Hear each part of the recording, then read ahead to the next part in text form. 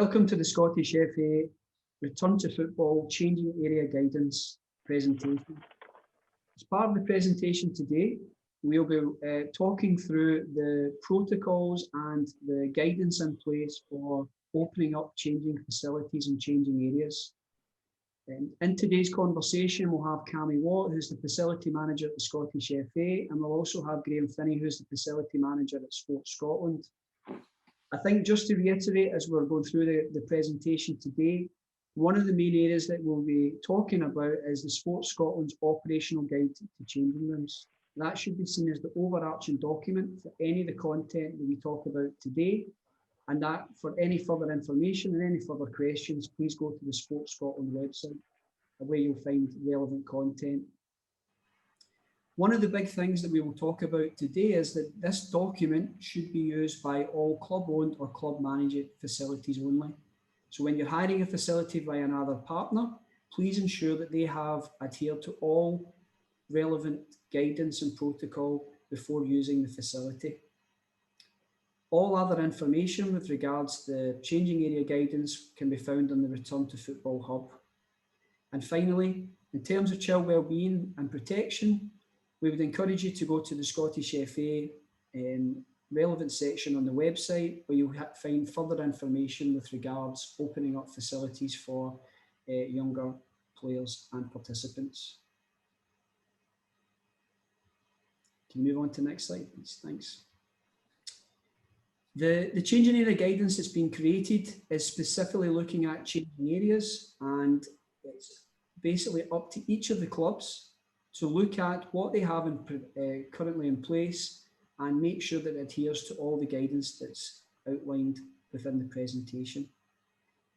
We must reiterate that changing areas and showers is an area of increased risk of transmission. So you should at all stages still encourage participants to arrive in sports kit and then travel home afterwards to change or shower to minimise risk. It's also recommended that you have a series of systems in place to try and minimise risk as much as we possibly can. And we'll talk about education as we go through the presentation today. And that's absolutely critical for all members, be it officials or players, your own team or the opposing team, and everybody else involved at the club. We really want to try and minimise the risk of transmission as much as we possibly can, and we all need to play a part in order for us to be able to go and do that. So I'm going to bring in Cammy at the moment, and he's going to talk through what the guidance looks like from a football perspective. Thanks, Danny. I think I'm going to do this best in conjunction with Graham. As Danny says, the overarching document that we've used to produce our guidance from a football perspective is the Sports Scotland Operational Guide to Changing Rooms. And as you saw on the previous slide there that Danny chatted through, that's really the front page of the Sports Scotland document in a bullet point form, just to bring the key points of that out to yourselves.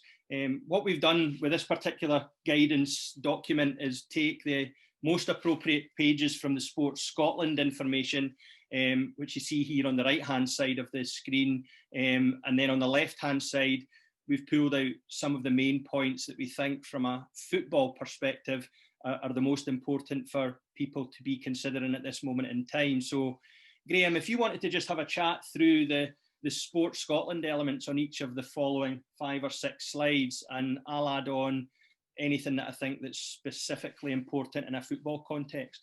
Yeah, no worries. It's probably worth pointing out at this stage, Cammy, that the guidance we've produced is an extension of the main Getting Facilities Fit for Sport document. So all of the considerations in here, the physical distancing, the ventilation, hand hygiene, enhanced cleaning, are just an extension of the main document. There's nothing really new in those areas. It's just so that we can apply those conditions and recommendations to changing rooms specifically. Okay, that's great. So in terms of the maximum capacity, similar to any other sports facility, you're based on 2 meters physical distancing. And that's the 2 meters between each person. So when we're looking at marking out changing rooms to calculate that maximum capacity, you should look at approximately 1 meter per person, and then mark out 2 meters either side of them, so that you can be really clear that there's a safe distance between them. You should also make sure that they're not sitting directly across from each other, and make sure that if they are diagonally opposite, there is still 2 meters between each person so that there's no risk of transmission by aerosols. One of the reasons we've kept the ventilation rates the same is that if you are in that changing room after physical activity, there is still that risk of aerosols travelling quite far with heavy breathing after exertion. And as the document says, it should all be based on a risk assessment. So when you're looking through that initial maximum capacity, if there's any doubt at all about the maximum capacities and the physical distancing or anything like that, then the changing room should remain closed. And that's just the individual rooms themselves, not the full facility. Okay, Graham, thanks for that. And just in terms of a summary of these points, there's a half a dozen bullet points or so down the left-hand side of that slide there, which are just really simple, practical ones to be aware of. Obviously, physical layout. Graham's talked here about ventilation, timetabling to avoid congestion. We've talked about this before in previous webinars. In terms of on-pitch activity, exactly the same applies off-pitch with support facilities such as changing areas. So, you know, staggered kick-off times to allow people to move in and out of changing areas without the risk of congestion. Cleaning's obviously a huge part of it. We stay out of showers for the moment, and obviously the test and protect protocols, which are absolutely essential when it comes to individual users of each individual changing area. And of course, training and education of players and officials. You know, we are having to react to an ever-changing picture with the government changing from levels to levels now on a weekly basis. So if that were to affect your club moving forward, it's really important that that training and education of players and officials is kept on top of. So if you are moving up or down the new strategic framework of the COVID protection levels, that people must be aware that that may change now from week to week, not 3 weekly, as was previously the case.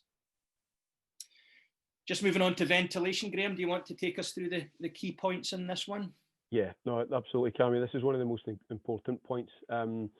Ventilating changing rooms is obviously different across all types of football stadia, football grounds. If you have a changing pavilion, obviously it's more likely there's going to be windows that can be opened. If there's no ventilation, if you're in a stadium environment and the changing rooms are underneath the stands, you just need to be clear about how you get fresh air into that space. In terms of the recommendations, they are based on the CIBSE guidance, which is industry standards. So we've worked really closely with Sport England and others, and CIBSE have been updating their guidance as we move through the different stages. And it's just to make sure that in between groups as well, if it's even with a mechanically ventilated system, you need at least 15 minutes to allow the air change, so that there's no risk of any aerosols with COVID still in them being in that room. So if you can open windows, it's trying to make sure there's a cross ventilation. So if you can open doors, that's also important, so you can get the air circulating. If you feel there isn't enough air circulating, similar to what we talked about with other environments in club rooms, gyms and other spaces, introducing a mechanical fan to get the air moving should allow you to use that space if it needs it. With the physical distancing, there should be plenty of space to set that fan up to get the air moving around the room. It's just making sure that everybody's safe in there. The ventilation rates are the same as sports spaces, as I said before, just because of the increased risk of aerosols through heavy breathing after physical exercise. The target for mechanical ventilation is 20 litres per second per person. So in stadium environments where you have mechanical ventilation, you need to make sure that you've got the ability, or hopefully you've got the ability to ramp up to 20 litres per second per person. But with reducing capacities, it's likely that the standard 10 litres per second per person, you will easily get that 20 litres per second per person flow rate. And again, if there's any way of opening doors and any windows, that will increase the flow rate and the flow of fresh air into the building. If you have got mechanical ventilation, you also need to make sure you can turn it to 100% fresh air, turn off any recycling systems that you may have for heating and reusing internal air. So those are all things to look at when you're looking at the use of changing rooms and carrying out your risk assessment. And as I said before, if there's any doubt about the ventilation rates in the risk assessments, it says there's a high risk within those areas, then those changing rooms should stay closed. One thing we've been really clear about in our documentation is that good practice helps save lives here. Thanks, Graham. Just jumping back one slide, just to bring your attention to a couple of things. First and foremost, from a child wellbeing protection perspective, which is clearly important. If we're opening doors to improve circulation, then we could be potentially exposing people, and we don't want to be doing that. Privacy needs to be of paramount importance. So especially where we have, you know, younger kids mixing in the facility, we would look for your programming to be careful when it came to mixed use between male and female, and obviously across the age ranges as well. So just be very aware that whilst we may need to open doors for ventilation and air circulation purposes, we need to keep one eye on the privacy issues, which are obviously of paramount importance. The second point, which has come up on a couple of other webinars with leagues and associations, is around the very sort of mechanical and electrical engineering element of ventilation. And we don't expect every club to be absolutely on top of this unless you were to have that type of knowledge, skill set within the gift of your club, which would clearly be ideal in this set of circumstances. But if you don't have that, it's vitally important that you seek that advice and knowledge elsewhere, hopefully through a local M&E contractor who may be able to help you. Again, there may be somebody within the club who has those contacts if indeed they don't do that themselves. But please don't take the burden upon yourselves to try and understand this, because it can be very complicated. Just moving on to the physical distancing key points, Graham. Yeah, it's just the 2 meters between each person. We've in the main in some of the other operational documents, we've actually got diagrams of how that 9 meter squared looks. That meter all around for one person, and then 2 meters either side all the way around. So circulation routes, as I said earlier, the seating, if you mark out a meter per person and then 2 meters in between each space, that'll let you see what the capacity is. And it's just to make sure that we're maintaining physical distancing that go alongside all the other key measures. If you do have large pieces of equipment, I'm also aware that in a lot of changing room environments, they tend to set up the physio bench in the middle for rub downs and strapping and all the rest of it. All those things are no-nos now. You need to make sure any large items of kit are kept outside, kit bags, etc. And any physio or first aid will have to be restricted to a room on its own. When you're looking at those types of things, the standard cleaning, hand hygiene and physical distancing remains, but your medical team, whether it's doctors, physios, should refer to their own code of practice that will be sent out by their governing bodies to make sure that they're following all the right guidelines. So yeah, the physical distancing is just to maintain that distance between people so we remain safe, and where possible, masks should be worn as well indoors. Thanks, Graham. Yeah, and from a football perspective, there's nothing that's specific really to football in this regard. Very much about following the government health messages and the messages within the Sports Scotland guidance. But again, down the right-hand side of this slide on this occasion, some key points to pick out. You know, being aware of your entry and exit points to the changing areas, any adaptations that you might want to put in place, such as screens.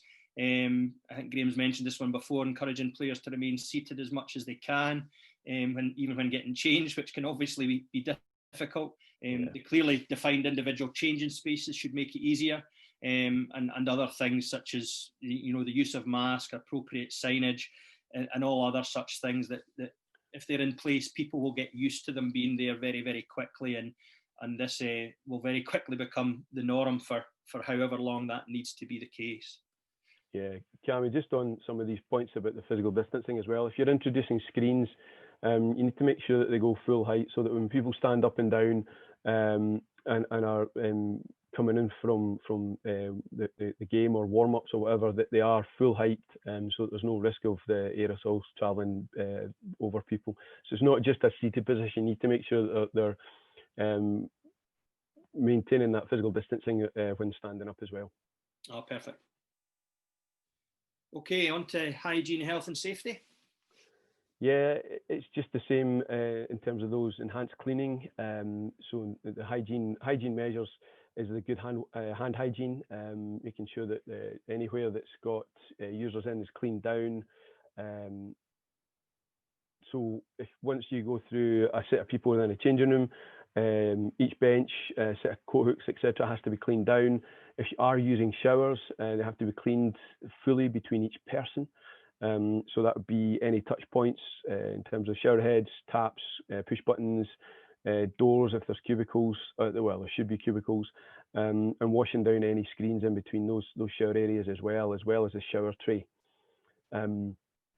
The seating areas, it's not full clean. If you can, in between each group, if you can set out Blue Roll and antibacterial spray for each group, they can help speed up the transition of players in between each group as well. One thing we've talked about, because you're reducing the number of people in each changing room, is having some sort of holding area, so that we can have people in a kind of weather-free environment as we move into the winter months. But all of the things we're talking about here is standard practice at the moment, wherever we are, whether it's hand hygiene or enhanced cleaning regimes. Once you've gone through that full team, then we would expect the whole changing room to be cleaned down, all the walls, floors, and all the main touch points on the doors, shower areas, if they've been in use, and anything else that may have been in contact with the players, as well as the corridors as you access and leave the buildings. Okay, great. And again, the few points that there are there on the right hand side in a football context, although again these are fairly generic. Where possible, we've been doing this for a while now, is have our participants arriving at the facility in sports kit and then travelling home afterwards to do their changing and showering. Obviously not ideal, but it reduces risk so significantly that it's vitally important that we continue to do that. Showers remaining to be the high risk transmission area, and unfortunately we're not in a position where these are going to be used probably in the foreseeable future. Graham mentioned the contact points being wiped down after use. Obviously the main time that'll happen is once a particular group is finished with their use, and the area can be fully cleaned down before a following group comes in behind them. Obviously rotation of players using the changing space is really important so that we're not overcrowding, and as said before, the marking out of individual spaces will help with that. But it's also important then to build in additional time to rotate. You know, if you've got a squad of 16 players, 4 people in each changing room at a time in the corners, then that's going to take you 4 times the time to get changed. So we need to be aware of building extra time into the programme pre-match and indeed afterwards. And again, really important point, education and patience is a key factor here. And again, as we've been saying throughout these webinars, using these areas should not feel like it would normally be, very similar to that on pitch where we were dividing people up into smaller numbers in order to be safe on the pitch. It's exactly the same principle in play here. Okay, just moving on. Again, using the Sports Scotland guidance, we've picked out a number of changing area layouts that aren't designed to reflect any one particular changing room, as they are fairly unique across the country, but hopefully one of the 6 will mirror the most common changing room configurations, and therefore it's hoped that one of the layouts that follow over the next 5 or 6 slides will act as a useful reference point for a changing area that you may have within your own club, or that a facility which you use for your match day activity. Yeah. Again, I'll work through this with Graham, and he can talk from a specifically technical point of view, and I'll follow up from a football perspective. But Graham, do you want to run us through your thinking behind the worked examples? Yeah, so when we were doing this, the team pulled together some examples of facilities that we've actually, we know are constructed. So they're examples that are live, they're not just made up. And the idea is just to look at how different scenarios where you've got natural ventilation, different types of showers, whether it's individual shower trays, which are easier to clean down and use, or communal showers. But also looking at those facilities where potentially it's a leisure centre and it's changing rooms within that environment before you go into a pitch rather than just a standalone pavilion. So there's several different scenarios there, and hopefully what we've done is allow people to see how seating can be configured, how different showering can be configured, whether it's natural, mechanical ventilation. So we're just trying to give as much information as possible in as few examples as possible, because if we kept going, it might start to confuse people about what is and isn't really good practice. Okay. Don't ask me where the facilities are, because I didn't do a lot of the work on these particular sections. But I do know that the guys who pulled it together did look at actual buildings that we've either funded or were aware of as buildings that look at team sport and pitch sports. Okay, no awkward questions then, Graham, I promise. Just working our way through the examples. As you can see, Graham's spelled it out there. These are just based on facilities that are operating in reality, and hopefully you'll be able to refer or at least relate to one of the 6. They all touch on the same key issues that you can see marked there: capacity and layout, ventilation, cleaning, showers considerations, albeit that there's no use of showers at the moment. So working our way through examples 1 to 6, hopefully there's one there that you can refer to and recognise as a changing area that looks close to the size and shape of ones that you probably use on a regular basis. Graham, is there anything you want to add specifically around any of the points there that we've not mentioned already? One of the things we've not really talked about is toilet areas, and obviously they need to be included in that enhanced cleaning regime. And it might be that the toilets are being used just as individual WCs, depending on the setup of your pavilion. So you have to be wary and careful about that, the routes in and out, how teams are moving the groups in and out as well. So there's very little crossover. And if people are using, these two are great examples where the potentially within a pavilion, the change rooms are being used as the toilets for the main building as well, with players coming in and out and off the pitch. So it's how you manage that flow of people as well as the people actually in and changing within the changing areas. The other thing is just looking at these, they don't give the context of how they sit within a corridor. Cam, you talked earlier about that child protection and privacy. Obviously, these are different scenarios, and potentially the one on the left there has enough privacy there. You could leave the door open, even though it says it's mechanically ventilated. If that turned out to be a naturally ventilated scenario where you had windows as well, that could be a good one. It's similar to worked example 6 there. Potentially good screening, so it could allow for the doors to be maintained open.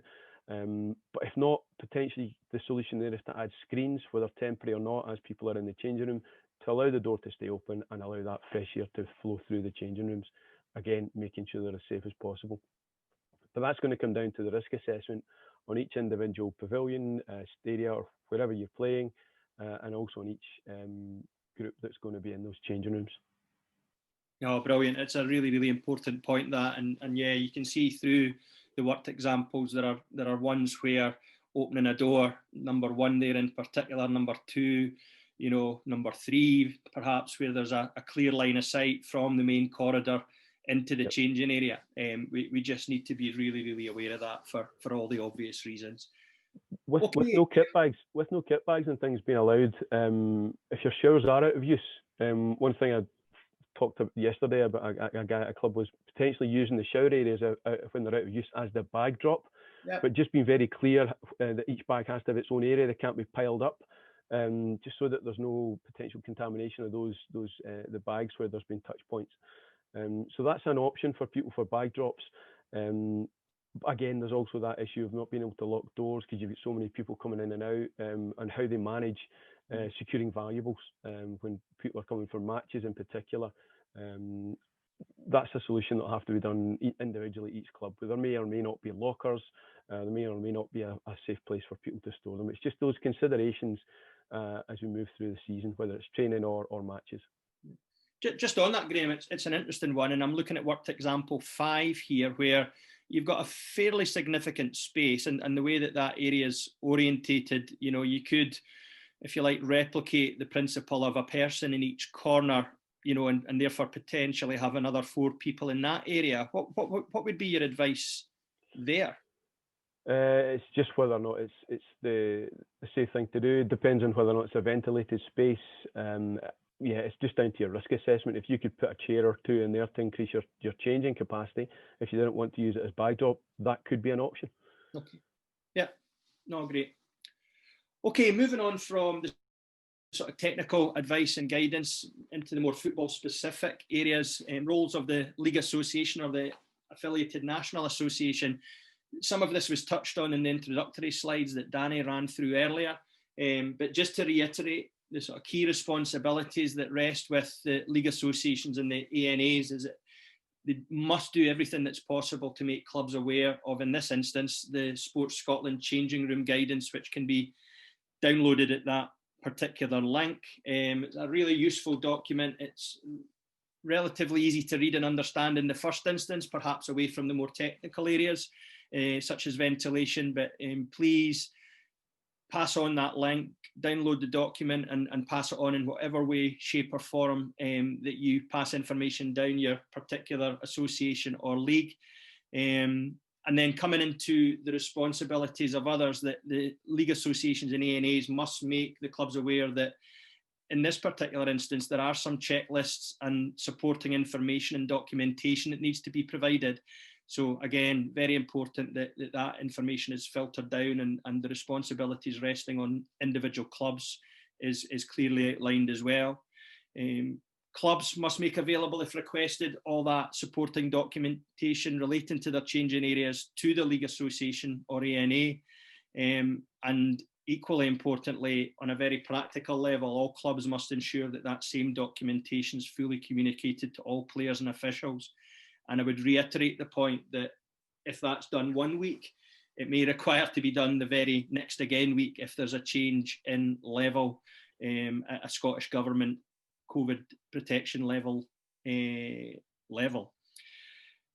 then finally, all clubs must ensure that all documentation relating to the protocols in place at your club are fully communicated to all opposition players and officials. So before a club is due to come to your particular facility to play a match, in the event we're still fortunate enough to be able to play matches, everything that we communicate to our own club must be communicated to the opposition teams as well, so that they're fully aware before they arrive at your facility as to what will be expected of them. Just taking that further onto the role of the club. Clearly, it's played out all the way through this particular webinar that education is a really, really important part. We're having to operate in a really difficult time where people, you know, haven't had to operate and use changing areas the way that we have in the past.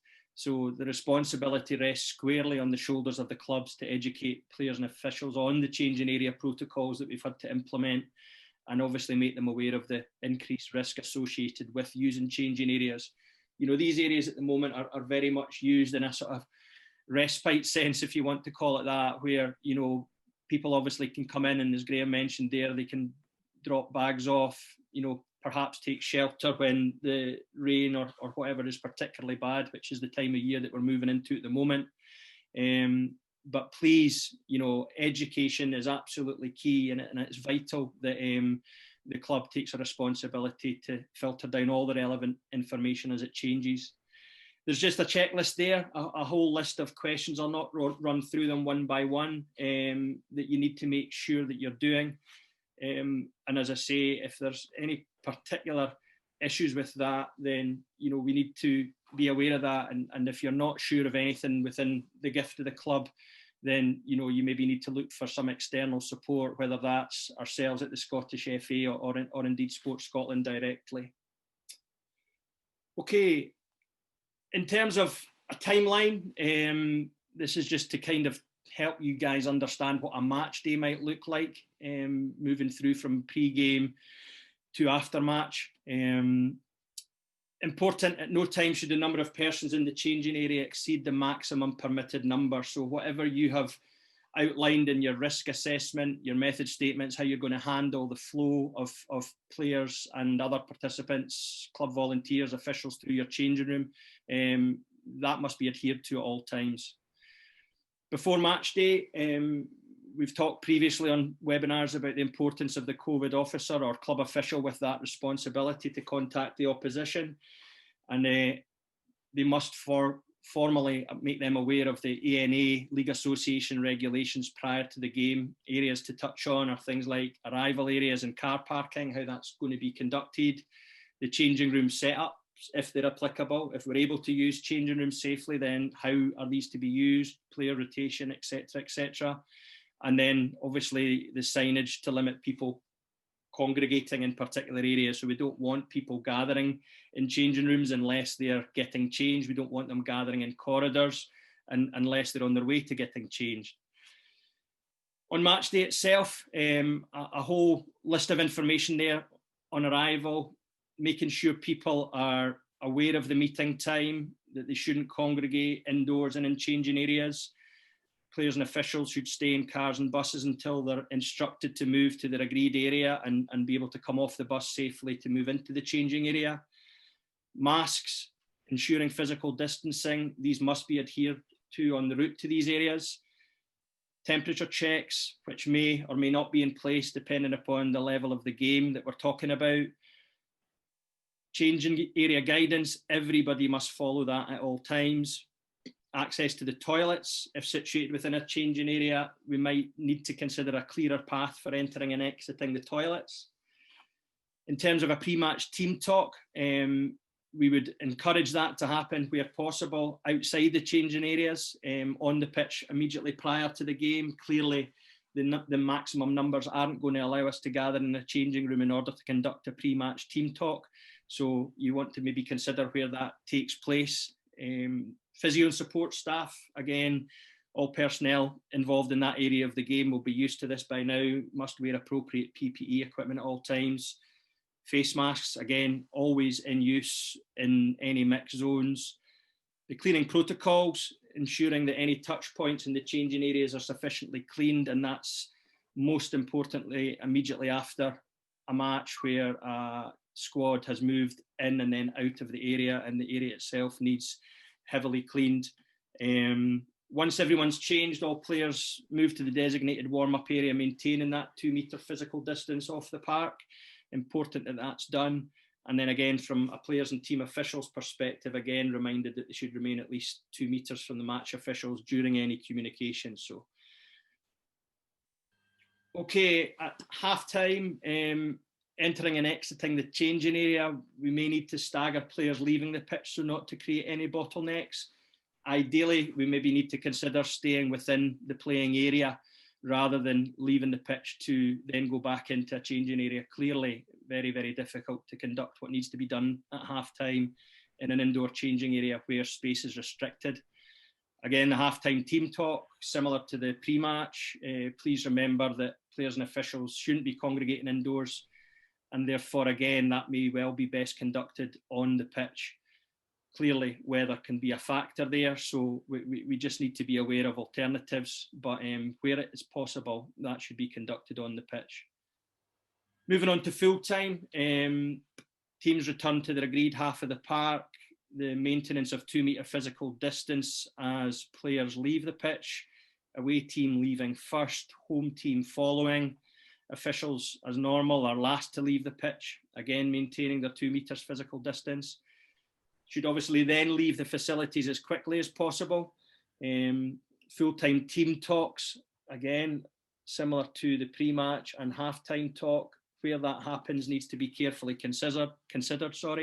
And then the cleaning protocols following on after individual teams have used individual areas. Cammy, sorry, could you just go back there just for a second? Yeah. I just think there's a couple of things just to reiterate in terms of the timeline. So these are all just considerations that you and your club should make. And what we really wanted to try and do is allow for clubs to understand that there has to be a process in place from, match day arrival, even before the game, all the way up to full time and people exiting the pitch and the stadium. You know, it could just be that you have real practical changes to the way that you normally operate. You know, traditionally we'd always meet an hour and a half before a game at a ground. That might not be possible anymore. You might have to ask groups to turn up at staggered times. The halftime and pre-match and post-match team talks as well. You know, traditionally that used to be a big part of what we did as in football. And from a coach's perspective, you always wanted to be able to speak to your players. Unfortunately, the exemption that we have from Scottish Government is on pitch. So people are allowed to play on the pitch. It's off pitch then. As soon as we've done that, the physical distancing must come in and we can't exceed the numbers that are permitted within changing areas. We're really, really keen on stressing that that's absolutely implemented across the game and that every club and every official and every player understand that really, as Cammy and both Cammy and Graham have pointed out, the changing areas should just be seen as respite. It will be difficult and challenging for a number of clubs to be able to open up their changing areas. So if you can, absolutely minimise the number of people going in and out of those areas. And I think that's absolutely crucial as we take this forward. Thanks, Cammy. No problem, Danny. Okay, the remaining slides are really, exactly as they say there, are examples of the forums that we would ask clubs to be completing in order to provide all the relevant information required both for their league association or affiliated national association, but also for opposition teams as well in the event that they need to get in touch with a host club in advance of an away fixture. So these are very much our ideas along these lines. Things that you need to include are obviously very much common sense: name, address, email address, contact name and email and phone number for the COVID officers at respective clubs are absolutely vital at the moment in order that we can undertake our responsibilities with regards to test and protect. In terms of stadium arrival, as it says there, details on how the club will manage the arrival of players and officials to the stadium. The areas to consider and highlight are things such as the holding areas for each team that we talked about in the previous slides, signage, one-way systems. And one of the easiest ways to perhaps articulate this isn't necessarily in a written sense, is to use pictures to help do that. Picture tells 1,000 words and all that sometimes. So as many pictures as you can of critical areas in and around your facility, with some supporting text just to explain exactly what the picture is designed to be an example of. So get your iPhones out and use them to make this particular part of the job as easy for you as possible to explain. Exit and entry points, absolutely key to avoid bottlenecks. We're talking about things like one-way systems in place in each individual facility, highlighting potential congestion points, where hand sanitizer stations might be, the appropriate signage that will be in place. Again, use photographs where that's possible or where that may describe the situation most easily, especially for those coming to your ground who aren't as familiar with it as you are. Room capacities, again, use of pictures very helpful here. And if we can provide some information on the size of the changing area, the designated changing spaces for players, those changing spaces shown that they meet the 2-metre physical distancing rules, the total capacity of the area and the one-way system in and out of the area to ensure that players can enter and exit without bottleneck. Again, just an example of how you might want to display that information. Key things there, the name of the room, whether that's changing room 1, 2, 3, 4, A, B, C, D, or whatever it might be.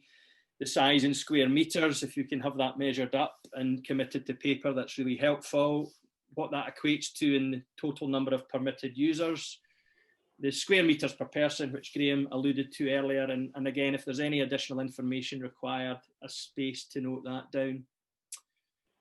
The cleaning protocols, details on how those will be performed both prior to and after the use of the changing area, who's responsible for that, the cleaning products to be used, how often it will be undertaken, and if indeed you're going to outsource that to an external company, who they are. And that is more or less us. Graham, I don't know if there's anything that you might want to add on those last 4 or 5 slides from a wider sports perspective that football clubs should be aware of. There's probably a couple of things. It's just the first thing I would add is that the plans that both the Scottish FA and Sport Scotland have, with the 4 sections, the plan, prepare, protect and review, mirror the Scottish Government guidance. So anything that you see and how we've tried to work together to help clubs get back to playing comes from the Scottish Government guidance. It comes in the information that we have on why communal showers shouldn't be used comes from Scottish Government. We're trying to make things as safe as possible.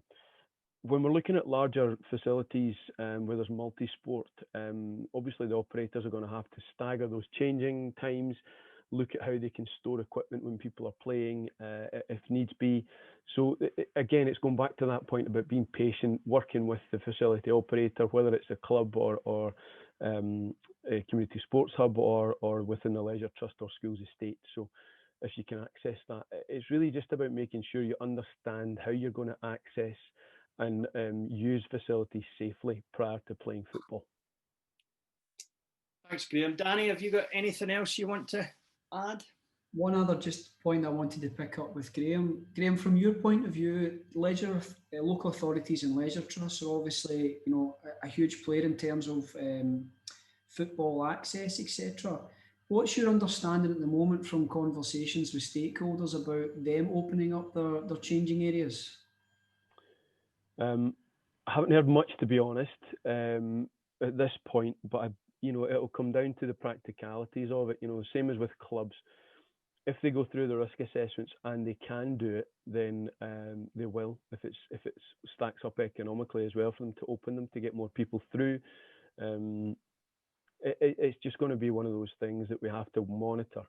And clubs will have to understand that if the changing room's open, it's because they're not safe. The risk assessments will determine that. So those local authority operators, leisure trusts, it's down to their individual risk assessments for those facilities. When it comes to the schools estate, that's a far more complicated question. I think we've covered this previously. With all the operating models there are, whether it's local authority, PPE, contractors, managed specifically by the school, whether it's a business unit or the head teacher managing it, there's so many different variables there, and it'll be down to their risk assessment and operational procedures as to whether or not they can open up those changing rooms to support football activity.